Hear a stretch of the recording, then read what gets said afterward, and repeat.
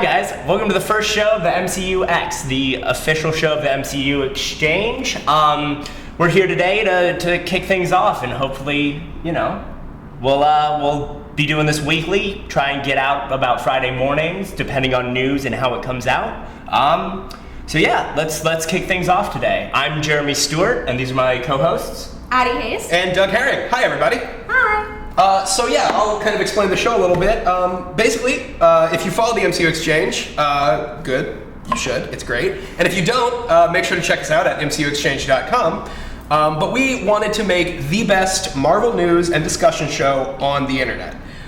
So we're trying this out. And we all love to talk, and we really love to talk about Marvel. So the way this is going to work is when we discuss the news, which we're going to do in just 1 second, we're going to have a timer to make sure that we keep our comments relatively brief, just so you don't have to watch a 6-hour show. So that being said, Addie, what do we got news this week? All right, for our first news, in some recent interviews with Wired and Superhero Hype, Thor Ragnarok director Taika Waititi seemingly confirmed that Cate Blanchett would appear in the film. He said, "Look, it's so early, I'm not sure exactly what the extent of it is, but it's looking good, which would make me very happy." Waititi also expressed how excited he was to tell the story of Ragnarok, saying, "I really want to make an effort to change the entire thing. For me, I want to treat this as if it was the first Thor film, so we're going to redo it. You just have to flip it and freshen it up like anything." Guys, let's put 90 seconds on the clock and discuss these comments. Okay, so I love these comments. First, it seems, we already knew that Cate Blanchett was going to be in Ragnarok, but it seems now that the director's actually confirming it, so that seems like a done deal, or almost. I also just love his comments regarding taking a fresh start to Thor. I've enjoyed both Thor movies, but I think it's fair to say they're among the weaker standalone Marvel movies. Yeah, they can be a little bit more forgettable compared to like Civil War. Oh, absolutely. Honestly, how many people do you think remember the name Malekith? Exactly. So bringing in somebody who, Taika Waititi comes from a totally different directorial background, and that's probably what I'm most excited is he can say whatever he wants. I'll figure out what he means when I see the movie. But I love his style of comedy. He works very closely with the two guys from Flight of the Conchords. Yep. It'll be interesting to see if Jermaine Clement especially maybe has a little He'll role. make a cameo for sure. He'll make a cameo. Hopefully they get him on board and maybe write a little. And to see that style of comedy between Thor and either Banner or Hulk it's very exciting. Yeah, definitely. And Chris Hemsworth is a very funny guy. His most recent episode on SNL was one of my favorites this season. Oh yeah, definitely. Hilarious, and being able to see Thor more in a comedy light would be really great. And also, the confirmation about Cate Blanchett is awesome. Yeah, I love Cate. I completely agree. And he's in Ghostbusters. Yeah. Oh, okay. Let's move on to our next topic. All right. While we still don't know exactly when we'll be seeing Luke Cage on Netflix, some recent set photos have surfaced, revealing an altercation between Luke Cage and the NYPD. Mike Coulter, who plays Cage, has said that recent social issues like police use of excessive force will be addressed in the show. And that certainly seems to be the case based on what we've seen so far. With 90 seconds on the clock, what do we think about these photos? I really like the photos. I really like Mike Coulter's Luke Cage. Love him. I think he looks straight out of Alias and the comics, so that is helpful. And I love the fact that they're taking on the police brutality issue as Jessica Jones did with the rape issue. Yeah. And it very much. It is still Marvel, it's still Netflix, it's still a superhero, but there's something very, very deep and meaningful in it as well, which I really like to see them branching out from just, the Iron Man 1 of let's make the funnest movie possible. Yeah. It takes that extra step to making it a little bit more meaningful about something, applying it to something today. Yeah, I would say that if this was the first Netflix show, I'd be a little worried. Because the movies, like you said, they're so light and airy that if they were going to address a really serious issue like such a relevant social tension that's happening today, I would be concerned with its ability to do that. I agree. But with not so much Daredevil, they didn't really, they did talk about the line between, justice and revenge, but Jessica Jones, especially like you mentioned, was so mature and so relevant. Yeah, it was just a great covering of a very serious issue while still being a fun show and not overly hitting you over the head with it. And the nice thing for that though is we have Agents of S.H.I.E.L.D. and Agent Carter on your networks if you want that fun. And then if you want the deeper, you go to Netflix. Yeah, Exactly. absolutely. That's why we have the timer. Next. Yes. Because we could go on all day. Yes, we definitely can. With Guardians of the Galaxy Volume 2 beginning production on February 11th, one more member of the cast may have accidentally been announced. Comedian Steve Agee, on an episode of Doug Loves Movies podcast, host Doug Benson revealed that Agee would not be appearing on his show as he was traveling to start filming Guardians of the Galaxy Volume 2.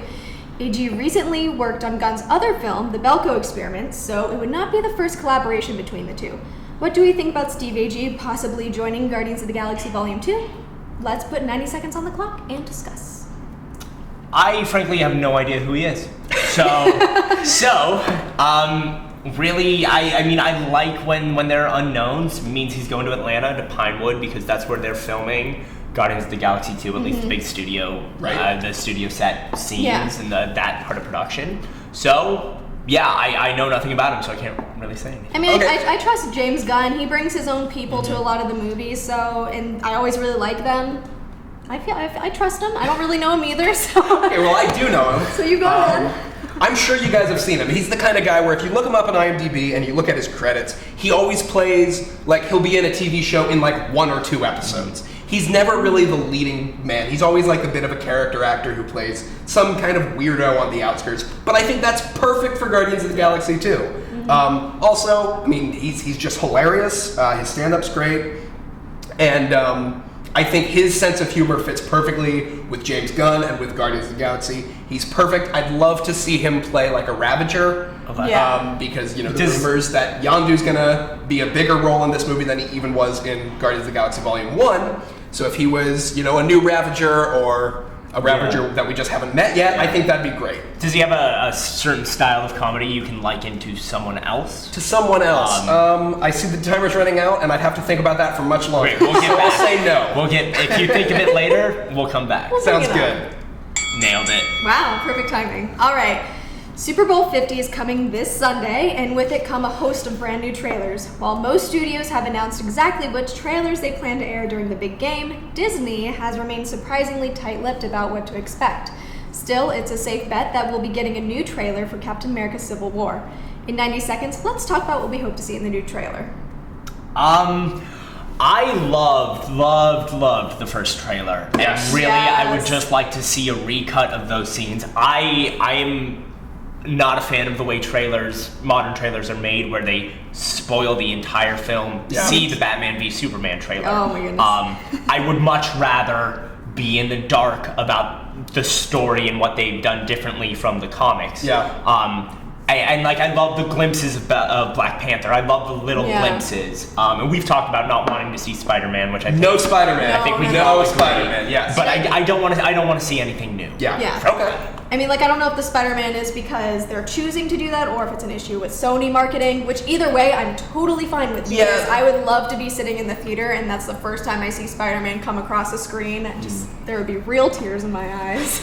Yeah, the Russos did comment that there might be some little minor details in regards to I thought so. marketing with Yeah. Sony that make it maybe a little bit legally difficult to put them in trailers or promotions, but yeah, I'm kind of with you, Jeremy. I don't want to see much more. I'm already as excited as can be for this Exactly. movie, and yeah, seeing more would just be more footage that I've already seen. I mean, the international trailer for Ant-Man that came out like a week before it was released, I think it was the Japanese trailer, showed Falcon. Yeah, in the movie. see, I don't want to see that. I'm already going opening night. I think everybody I know is already going at least sometime in that first week, and we don't need more. Maybe for Super Bowl crowd you do. But not Spider-Man. So I'll probably be wary and read a review of the trailer before I watch it. Okay, moving on. All right. On Tuesday, episode 4 of Agent Carter's second season aired, titled Smoke and Mirrors. The official synopsis of the episode reads, Agent Carter and the SSR learn that there's more than just a pretty face behind Hollywood star Whitney Frost, Peggy's most dangerous foe yet. With 3 minutes on the clock, what did you guys think about the episode? So I'll start with this. I quite enjoy Agent Carter. I love the styling. It's in my little Tuesday list of shows to watch, right, along with some other randoms. And I watch it on the weekly, and I quite like it. That being said, this week's episode was a little bit of a labor.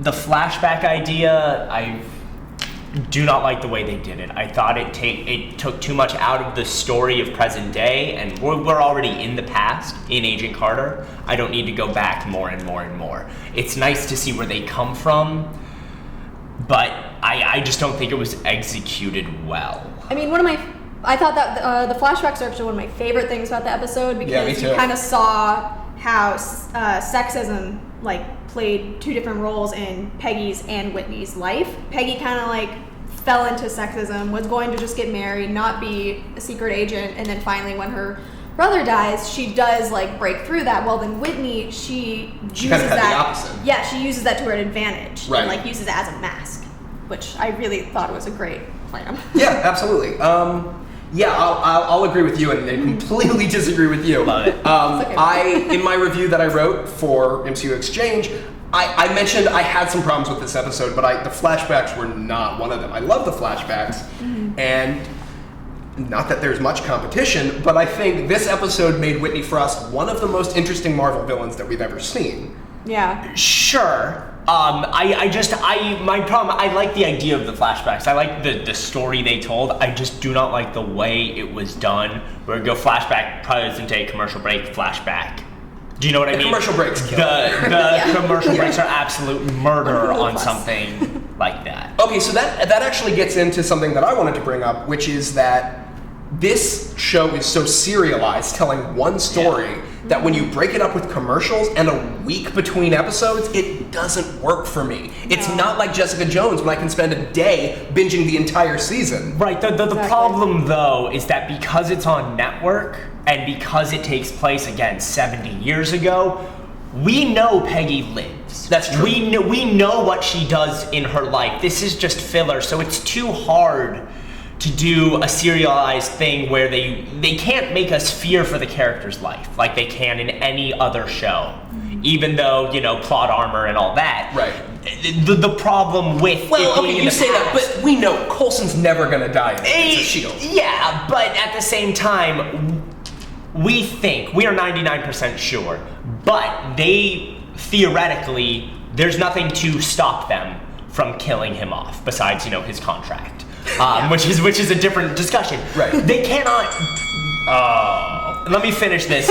Final word. They cannot hurt Peggy. They cannot maim Peggy. They cannot do anything to her because we have seen her as an old lady in her deathbed in Cap 2. Right. They can't. In the beginning of Ant-Man. Yeah. They cannot do anything to her that will make us fear for her or anything. We can be like, oh, she's in danger. Which is why they go for a series-long arc instead of an episode-to-episode. All right, I see what you're saying. It's more a problem with the form than I think the story writers. I think the premise of the show, because of its restrictions. I think the premise of the show in the universe itself is the problem, and not really the show itself. If that makes sense. Sure, fair enough. Makes sense. All right. Cool. Moving on to our main discussion today. All right. Taika Waititi has made some interesting comments regarding the Hulk's role in Thor Ragnarok. He says there's a big conversation that's happening about whether or not the Hulk should be verbal. In the comics and other media, the Hulk's level of intelligence has varied from a primal beast to as intelligent as Banner himself. So, our main topic of the day is how intelligent should the Hulk be in Thor Ragnarok? Let's begin. Doug? Okay, so in the comics, and a little bit in the MCU, they've hinted at it, but Hulk and Bruce Banner are two totally separate entities that happen to live in the same body, or Right. share the same body. And what's a really interesting story is when the Hulk and Banner sort of have to negotiate how they're going to proportion control over their body. And Mark Ruffalo's version of Banner does refer to the Hulk as the other guy. Right. So we might think of him as a separate entity, but it doesn't necessarily come across like that all the time. So I think the Hulk as a character is really underdeveloped.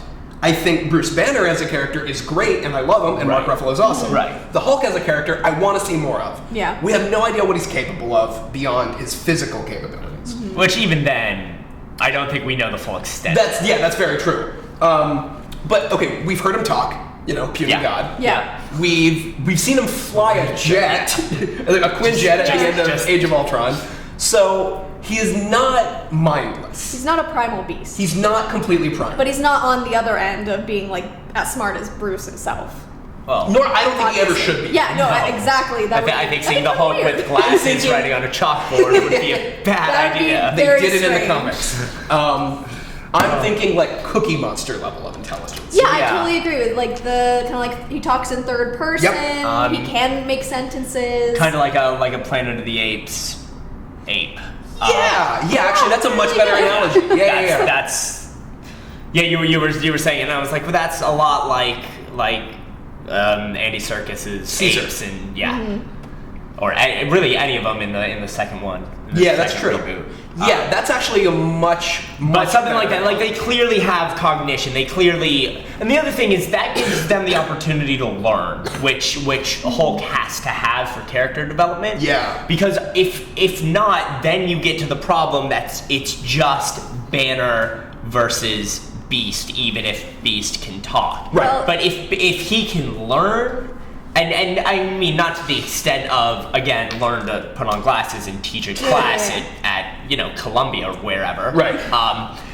But if he can learn and figure out for him also what's clearly Hulk has a very strong sense of morals, which is a little strange in and of itself. But if he can learn really how to deal with that, and I think that's probably what we're going to see in Ragnarok. Yeah. A little bit is Hulk wanting to do something, Thor maybe wanting to do something else because Thor needs to protect his people, and go from there. And Hulk will learn, which that's what I would like to see from how smart he is. Okay. Well, one of my questions for, let's say with the movie, is there any way, or like even in the comics, that Hulk ever, like over a long period of time, like gains this intelligence? Like, do you think he'll go from a little bit where he is now to more intelligent throughout the movie, or I mean, is he going to kind of stay in the same place and we're just going to learn more that he can speak more? Yeah, I don't know that it's so much learning or gaining intelligence. Yeah. I mean, if anything, I would say the longer that Hulk is in Hulk mode, or at least the angrier he becomes, the less intelligent he gets. Oh yeah. But I think that a big part of Hulk's intelligence has to do with the cooperation that Hulk is willing to give between himself and Banner. And when Puny Banner's in charge and Hulk is completely silent, then of course Banner's a genius, keeping his anger in check. Right. When Hulk's in charge, he's a beast who's extremely physically powerful. But when the two cooperate, you get kind of the best of both worlds, and we've seen that a few times in the comics, but in one of the animated shows, I think it was Earth's Mightiest Heroes. Okay. And we see a lot more cooperation and a lot more intelligence from the Hulk as its own entity. Right, and I think the Hulk learning to cooperate with Banner. Do you know what I mean? Because right now it really is one or the other. Yes. Yeah. And I would kind of love to see a fight that happens where it's Hulk, Banner, Hulk, because Hulk has to fight some people, Banner maybe has to fix something, and then Hulk has to come right back. And that'd be I would love to awesome. see. Oh my God. I mean, if they're taking Hulk in that direction, I mean, we don't know what's going to happen. But if it has to go, or the other way, Banner, Hulk, Banner, where they have a little dialogue between them, and it's like a now snap change.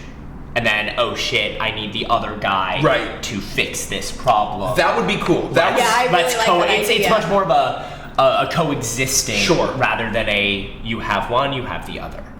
I think I think if something like that happened, where Hulk could transform and change back almost like in the middle of a fight, that would be one of those like cheer moment. Yeah, for sure. Like in the first Avengers when Iron Man fires against Cap's shield to reflect. Exactly. It would be one of those like teamwork type awesome moments. And I think the other thing is, and this is coming from a writer's perspective, you restrict that to just in the heat of a battle moment, so it doesn't happen all the time. Right. But And it's like obviously it's it would got to be take like a lot out of for Bruce sure. and the It's got to be Hulk very specific circumstances. But just if you I would say maybe the faster you do it, the cooler it would be. Yeah. But then again, we'll see what happens. Yeah. That's probably just what I would do if I ever got to direct. Sure. a Hulk standalone movies. Hashtag dreams. But I think a really interesting thing about Thor Ragnarok specifically is that it's been described by Ruffalo and by Waititi and I think by Hemsworth as well as like a buddy road trip comedy movie. Oh my gosh. Which is amazing.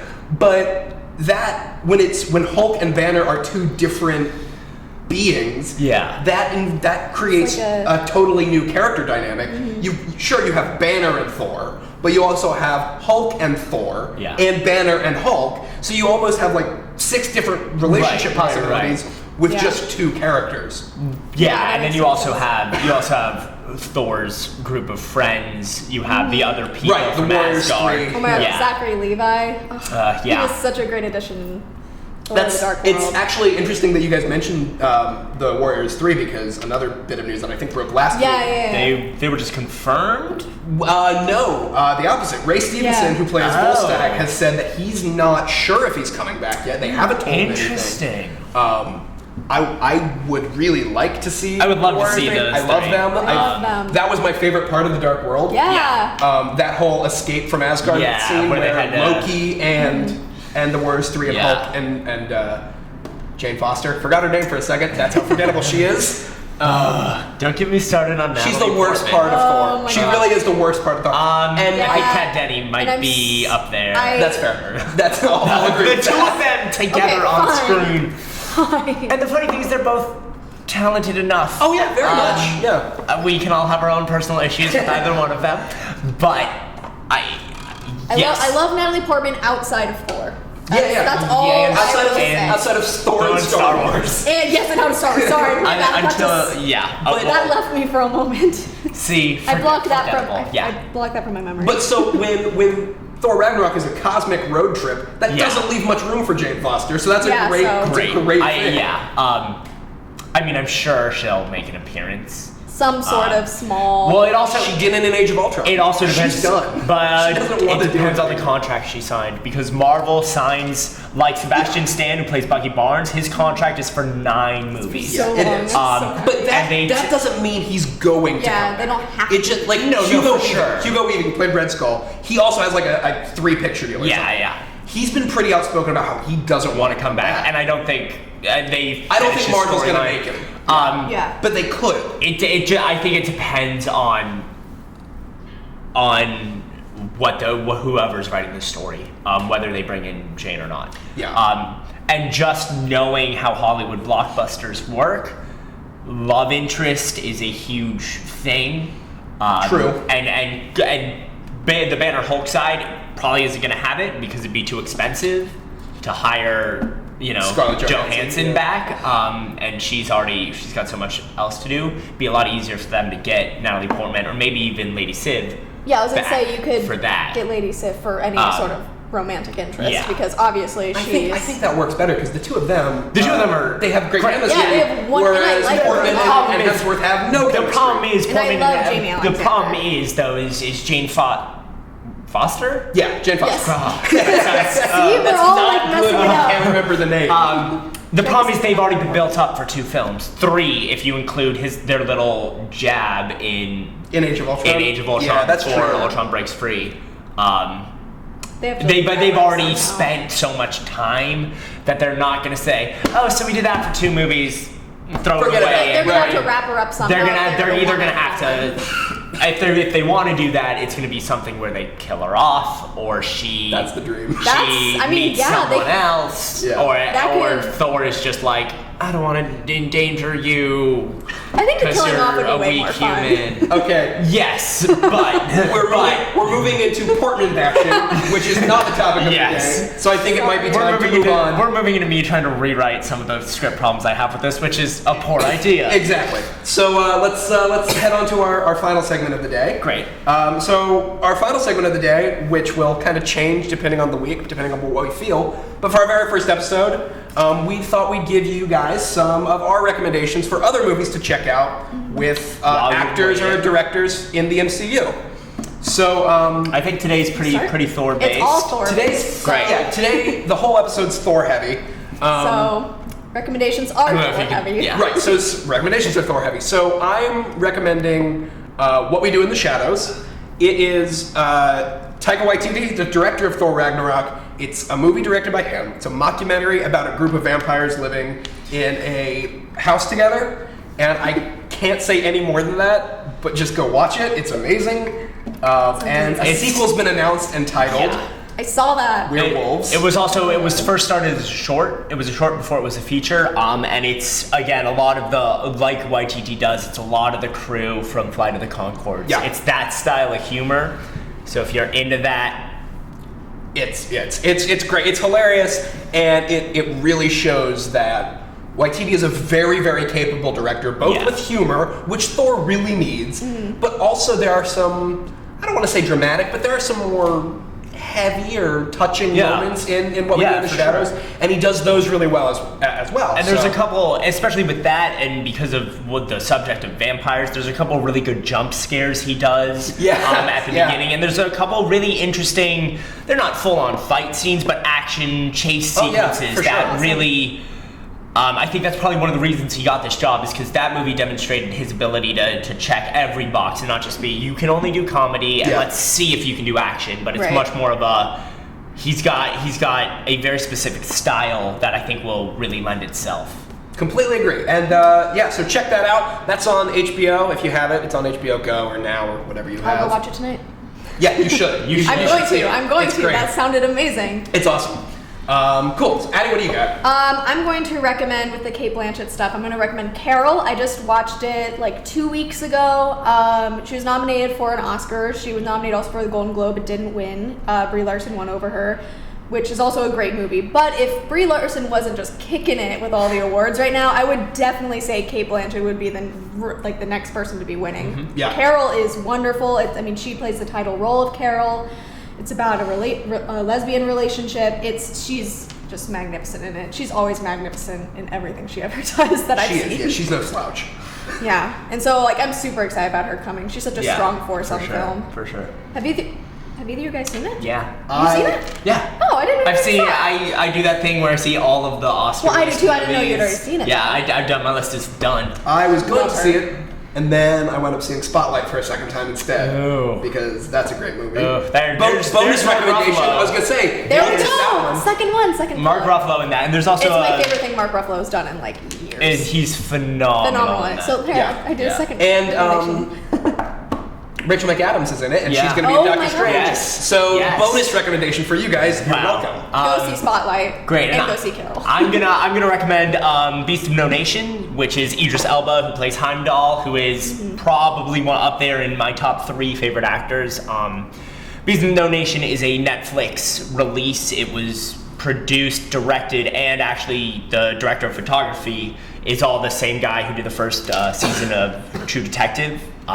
Not the show creator, but the director. And it is a heavy movie, and it is phenomenal. And Elba just won the SAG award for that, and he also won for a BBC show called Luther, which I will probably end up recommending at a later date because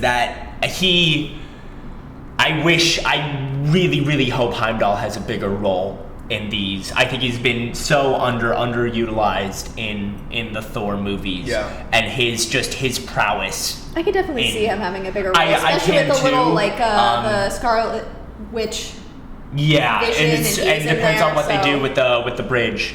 And it just depends on what YTT's gonna do with it. Yeah. But I very much am hoping that he can have more than about 6 lines of dialogue Yeah. and some awesome frozen sword play. Because He's an absolute phenomenal actor. So if you want something a little heavier to watch, Beast of No Nation, adjust. Probably the heaviest thing that we recommended for today. sure. Both of you guys recommended some Very, heavy. very Beast of No Nation is probably the heaviest thing I will ever recommend. But it is, one, cinematically just gorgeous, and two, Elba is just incredibly commanding on that screen. Yeah. So is Kate. Yeah, so I think that's it for the first episode 1 of the MCU show. Thanks, guys, for sticking with us through this. It'll be a little, next week will be a little cleaner. It'll be a little more set. We'll A little different. A little different. It might be totally different. We'll when have some see us new again. news. We'll be different We won't be saying the same things. But really, thank you for watching, for checking us out. You can find me at Twitter at Jeremy_Stewart. If you have any questions you want us to address or anything, send me a tweet and we'll get them up. And maybe our last segment next week will be viewer questions, just depending on what you guys want. If you have recommendations for the show, things you'd like to see, things you think we did well or not, either tweet at me, tweet at the MCUExchange. And we'll take it all into account. We're just getting started, so give us a little leeway. We care on about that. your opinions. Yes, we do. Want to hear what you have to say? Yes. Let us know how we did. We are doing this for you. And we're learning as we go. Yeah, I mean, we do this on our spare time anyways, but we're recording it and putting it out there so you guys, we can hopefully share any little bits of knowledge that we have with you. I'm Jeremy Stewart. I'm Addie Hayes. You can follow me on Instagram and Twitter at AddieBree. And I'm Doug Herring. You can't follow me anywhere, but you can follow the MCU Exchange at the MCU Exchange on Twitter, or just head over to our website, MCUExchange.com. We have all the latest Marvel movie news and reviews and other sort of fun features and stuff. That concludes our very first episode of MCUEx. We want to give a very sincere thank you to Stone Street Studios in New York. We're filming here. thank you. They're awesome. And thanks to MCUExchange.com. Yeah. All right. We'll see you next week. See you next week, guys. Bye, guys.